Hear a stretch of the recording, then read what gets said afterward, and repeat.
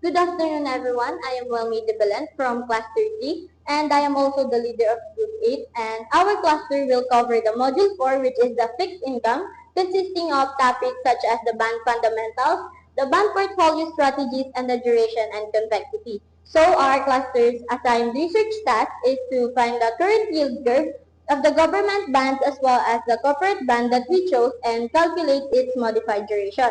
So to officially start this meeting, let us discuss or let me present to you the corporate bond that we chose, which is the BPI corporate bond.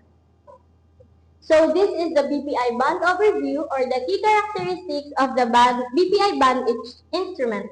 So first is the face value, which is $1,000. So this is the principal amount that the BPI or as the issuer would pay their investor on the day of the maturity. So it will be given regardless of the amount that the investor bought the bond on the market. Next is the coupon rate which is 5.25%, and also the coupon payment which is $26.25, and the payment frequency which is semi-annual. So I forgot to mention, but this band has a 3-year maturity, so which means that given the fact that the payment frequency is semi-annual, there would be a total of 6 payments, or there are 6 payments that the investor would receive after every 6 months, and it is the $26.25. So annually, they would be able to receive $52.50. So next is the bond price, which is 1,026.76, and later on, other members from the cluster 3 will enlighten you on how we calculated this bond price. And lastly is the yield to maturity, which is 4.29%. So as we can see from this bond overview, the bond trades higher than the face value since the coupon rate is higher than the yield to maturity. So it just basically means that the investors pay a premium. I'm Maria Bernadette Antina, and now let's break down the key formulas that form the theoretical foundation of the bond valuation and interest rate. First, the bond price. It is measured how the present value of the future cash flow. Next is Macaulay duration. It measures how long to receive the cash flow. Then the modified duration. It is tell us how the sensitive event price it is to interest rate changes. This is used in the formula showing that the bond price movement inversely with the interest rate. So since the relationship isn't perfectly straight, the convexity improves the accuracy of the bond. So finally, combining the duration and convexity, it gives more precise and estimate of the price changes. So by this formula, it lets investors price bonds, interest rate fees, and refine price movement when the yield shift. It is in the formula that the price changes plus the complexity adjust. Jasmine Karen, I will discuss the BPIT computation, and this slide shows the 6-score calculation of the BPI bond analysis. The first one is the bond price. Using the DCF formula, we discounted the all 6 semi-annual cash flow periodic yield of 2.145%, and giving us the $1,026.76 as expected. The second one is the macular duration. In macular duration, by weighting each cash flow by each time and dividing the one price, it's giving us 2.82 years, and meaning it how long to recover the investment. And the third one is the modified duration. In modified duration, we simply divide the 2.82 by 1.02145%, and we give the and giving us the 2.76. And fourth, using the modified duration, a 50 basis point price rate increase causes price drop of approximately negative 1.38%. And fifth, when we compute the convexity, roughly at 10.82, which accounts for the curvature in the price rate relationship.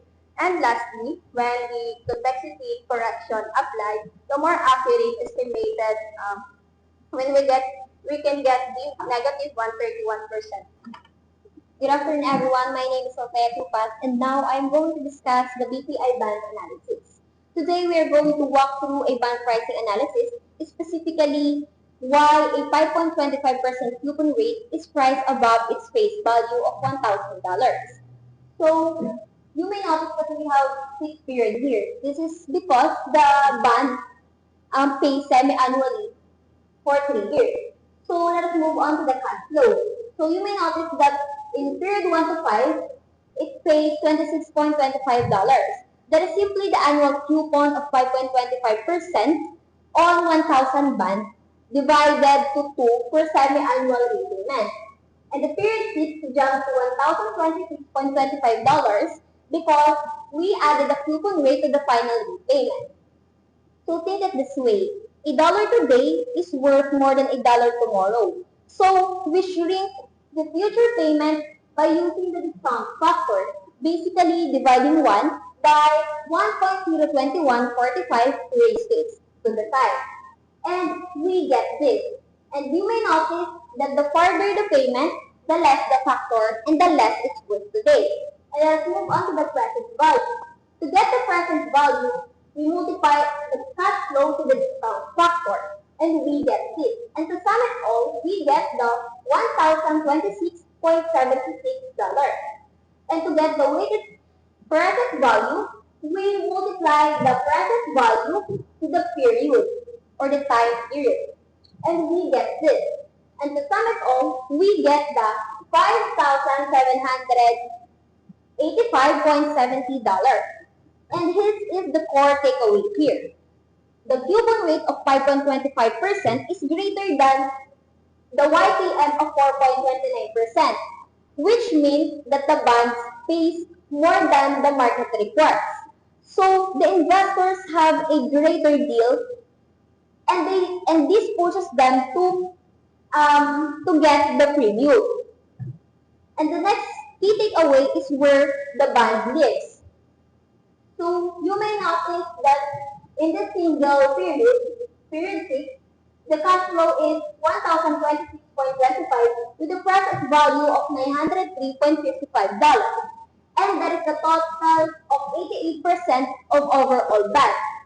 And this is called the backloaded structure. So even though the bond pays 3 years, it simply affects the overall analysis. I'm Mikaelda Cynthia, and I'll discuss the interest rate risk scenario. So the interest rate risk scenario is a financial analysis of how a bond price and total market value of a portfolio will change if the interest rate rises or falls. So in the scenario given is that the central bank raises its rate by positive 0.50% or 50 basis points. To market yields increase, to bond price falls.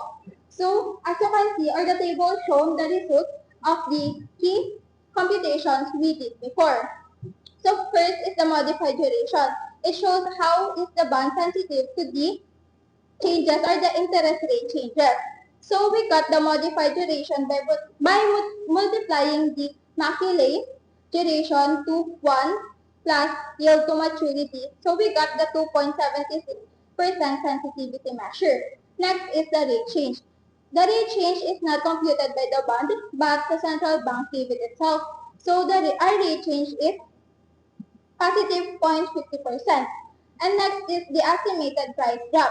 So to get the estimated price drop, we need to multiply the modified duration to the rate change. So we got the negative 1.38% because the bond prices fall when the interest rate rises. And using the modified duration of 2.76%, a 0.50% increase in rates predicts a 1.38 decrease in price. So next is the portfolio value. The portfolio value is the total amount of money you invested in your portfolio. So our portfolio value is 400 million US dollars. And next is the estimated portfolio loss.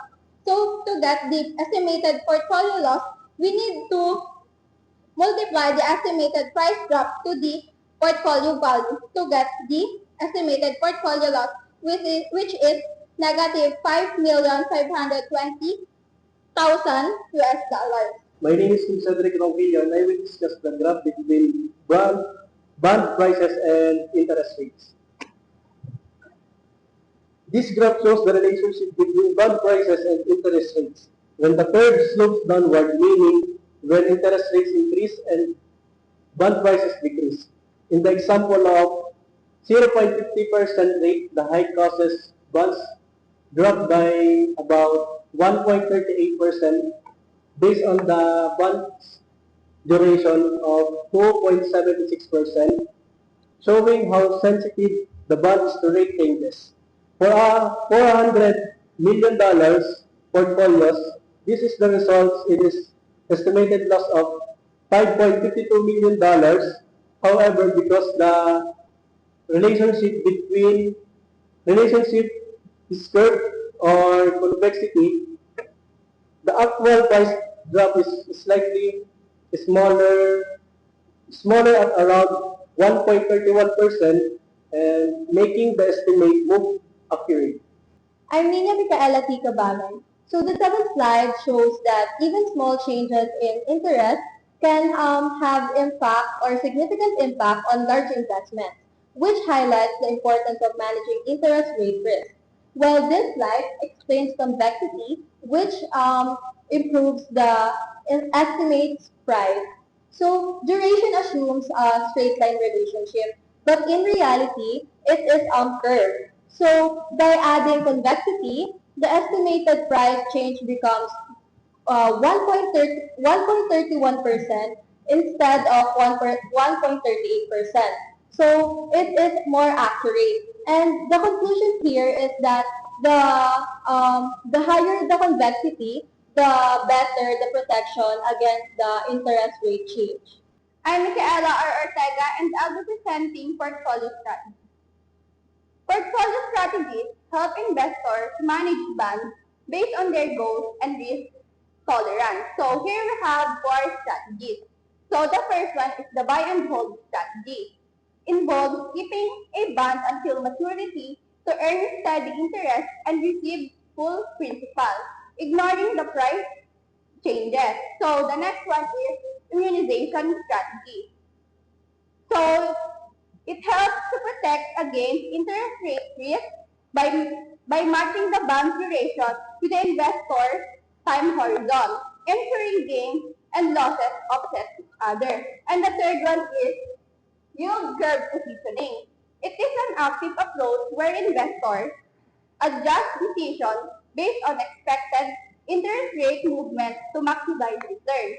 So, and the lastly is portfolio laddering. So here, spread investment across bonds with different maturity to reduce risk and provide consistent cash flow over time. So together, these strategies enable investors to either stabilize returns or enhance performance depending on their financial goals. I'm Shaina May Rivera and I'll be discussing the immunization strategy.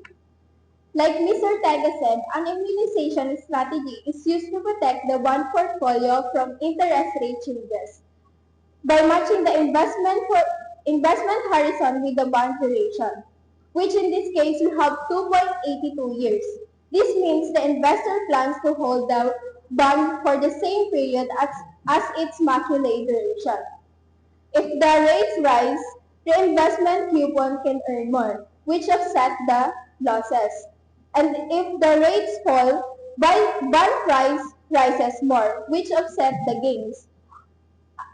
As a result, matching duration with the investment horizon helps ensure a stable and predictable return regardless of interest rate movement.